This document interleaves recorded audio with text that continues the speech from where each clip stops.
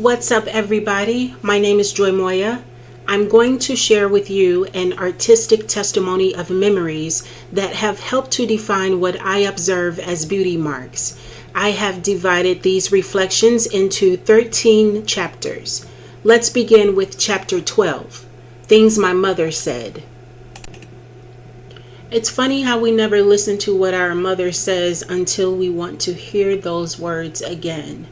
Until what she said comes to light. And I will be honest and admit that a lot of my not listening to her was because I was inherently angry from the abuse, and I didn't know what to do with that. But she tried her best to tell me about family and friends. Of course, I didn't listen and found out for myself eventually. If I were to proceed from her actions, she was always happy to see her friends and family. So I was the same. She was always forgiving. A fight never lasted more than 7 days max. So I was the same. But she warned about how manipulative a few were.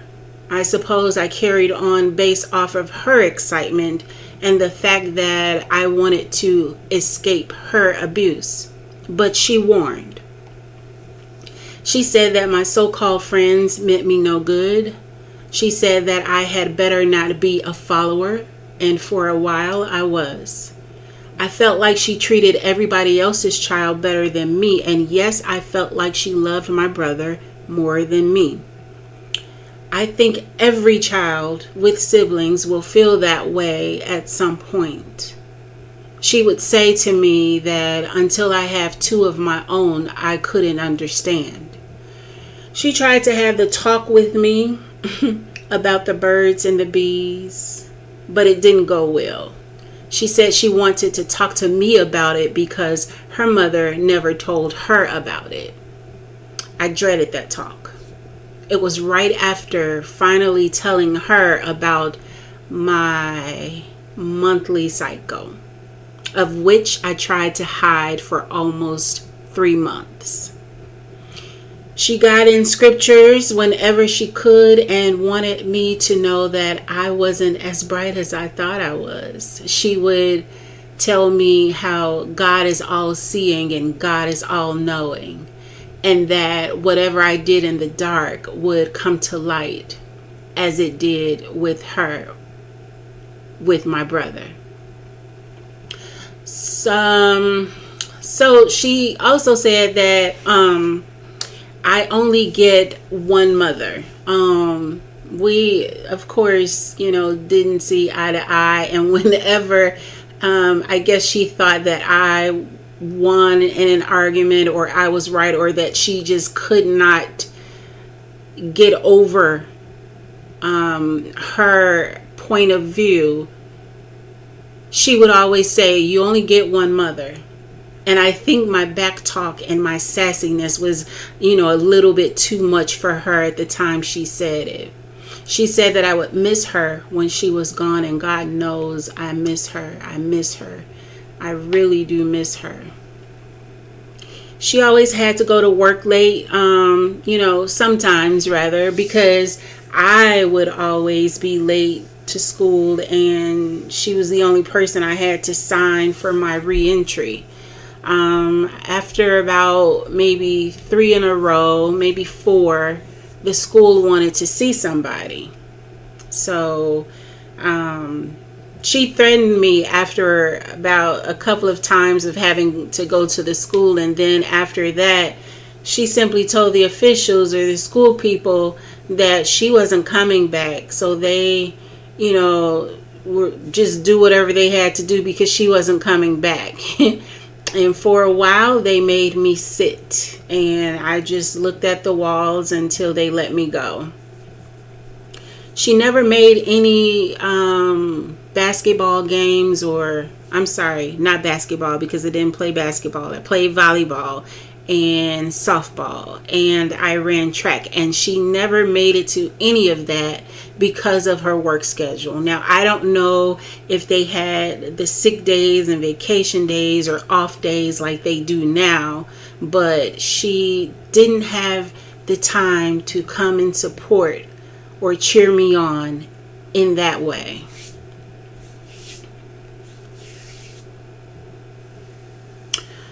I think that the school people, the school official people, I think they began to realize that I wasn't being late on purpose. I think they began to realize that I probably had a problem. I don't know. I can't explain it. But there was this coach named Duck who used to carry a paddle with the names of every student he got a lick from for being late to class. I used to hate to see him coming, but he was the best softball coach ever. Outside of my mother saying that she would give me something to cry about, she always said that I would understand when I got older. I think I scared her a few times because I revealed that I understood more than she thought. And I didn't know what to do with that. Like, I didn't know how to handle that. I don't think she knew or understood how to handle it because she was just surprised and shocked by some of the things that I said. And she would say, stay in a child's place and stay a child for as long as you can. She would say things like, don't rush to grow up.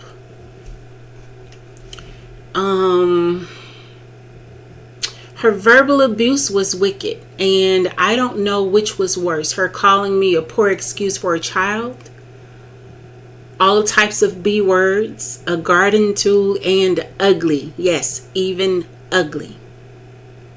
Or if the beatings with anything and everything she could find was worse. I don't know. She said that they would make an example of me, but she never explained or detailed who they were. She eventually said that she loved me, repeated it as much as she could. She told me that I was beautiful after she had started her healing journey. She said that she was glad that she gave birth to me because I took care of her and managed the bills when she tapped out for a while. After her, I don't recall like exactly when, but there was a point when she just gave up. She tapped out. Like, I don't know if it was after the domestic violence or after she had the aneurysm. I'm not sure. But there was a time where I would go and pay all of the bills. I would go grocery shopping. I would fix whatever was broken in the house. So she was appreciative that I stepped up in that way. Like, I remember her waking up sometimes to be surprised that I was okay and that I didn't need anything, that I was still in the house and safe. There were a few times where she, was shocked. She used to say that of all the smart people in the world, I keep meeting the dumb ones. She felt like she could not come across a smart person or a person that would help her manifest some of the ideas that she had.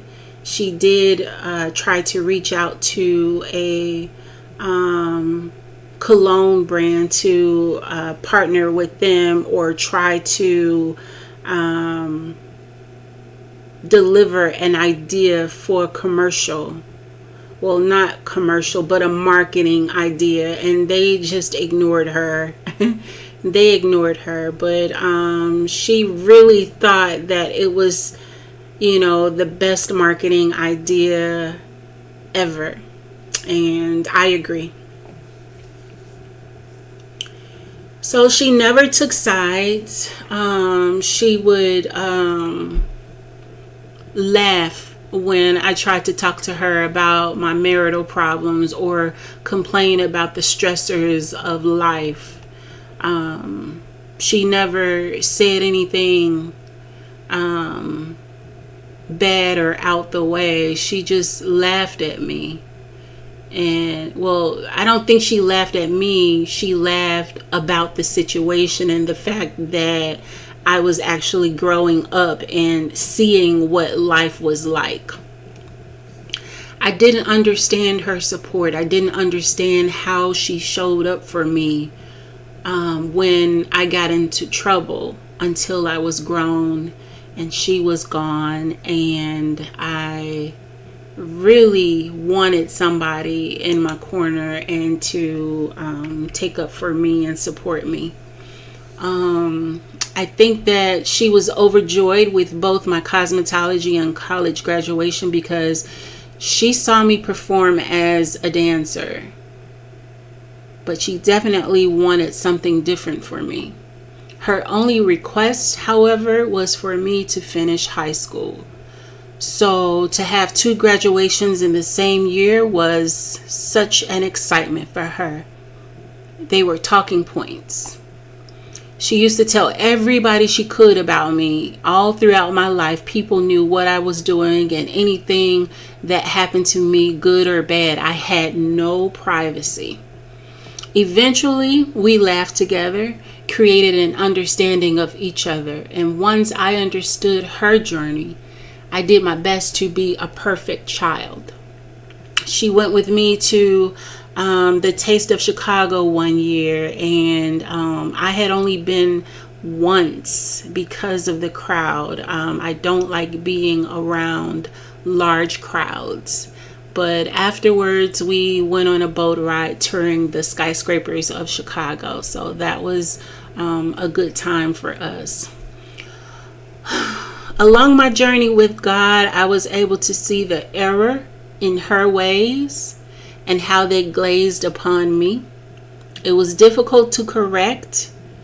Definitely difficult during this particular time, as the climate of this culture is of the cancel culture status. So it was definitely hard not being able to explain how I didn't want to continue the same mistakes my mother made, especially without offending young mothers.